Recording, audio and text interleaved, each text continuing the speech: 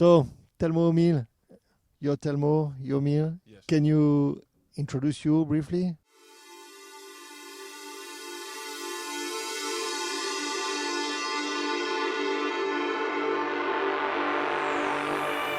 We're from Holland. Telmo is from Rotterdam. I'm from Amsterdam. And we met on Art Academy in Rotterdam and started painting together. So you got an academic style or technique? No, we did not learn anything in the academy. We only learned what we didn't want to do. They didn't really give painting lessons, like classical painting or any painting concerning. So they were just focused on digital and modern style illustrators, and we really wanted to paint. So it was during class and in between classes that we just skipped and went to the walls and started painting. Most art academies in Holland are focused on media and digital because they think that's the future, and they removed most of the traditional techniques. I think when we were there we still got to do like a minor. It's like 3 months of course, and we did painting. But a couple of years when we finished school, they totally removed all drawing and painting and all that stuff from the art academy, and it's kind of shit. Yeah, we got the same thing in France with the art school. It's contemporary art school, in fact. Beaux-Arts, that is not Beaux-Arts anymore. It's just l'école des Beaux-Arts. Turn like they teach you how to be a contemporary artist, how to conceptualize your work, and so it was that kind of school. More concept and digital techniques, but all the painting we do now it's just by doing ourselves. So you're fully autodidact, both of you, or do you get?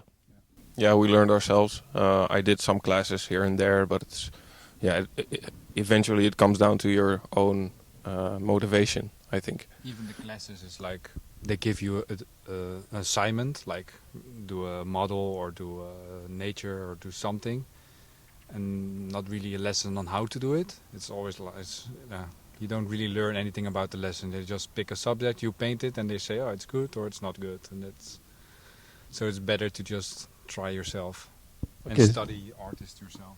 So the really good thing with the academy is that you two guys meet. I think so. I think I learned more from him than from any of the teachers.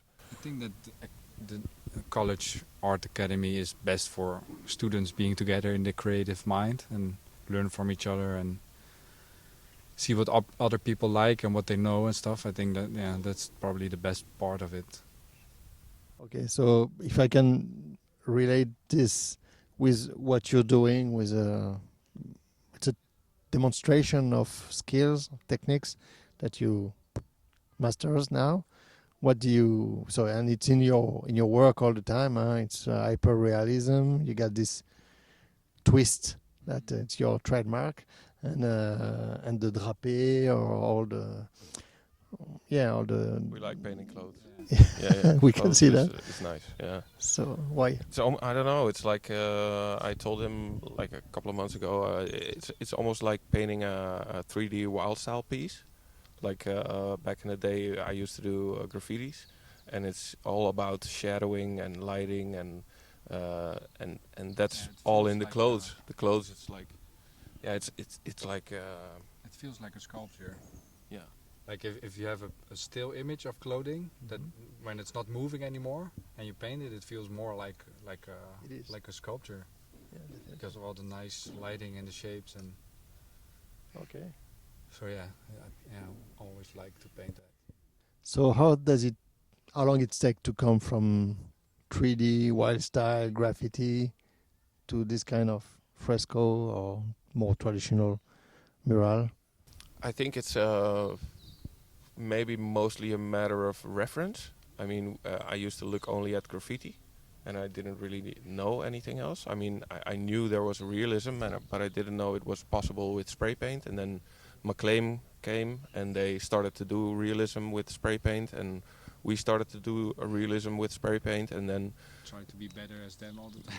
Always, and then you kind of develop your taste and develop your flavor, and you broaden your horizon by looking at more stuff, at contemporary art, at modern art, or at old art, at every kind, and then you kind of get a good informed decision on what you want to do.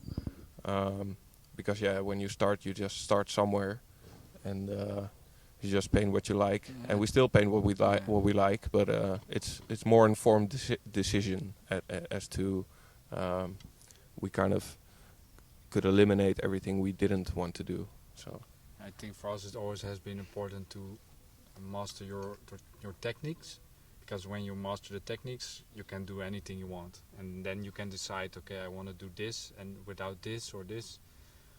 So when you master the spray can and you can do anything you want, then you start developing in that way. Cool. Thanks for those explanations. Great. Can you let us know a little bit more about this particular wall?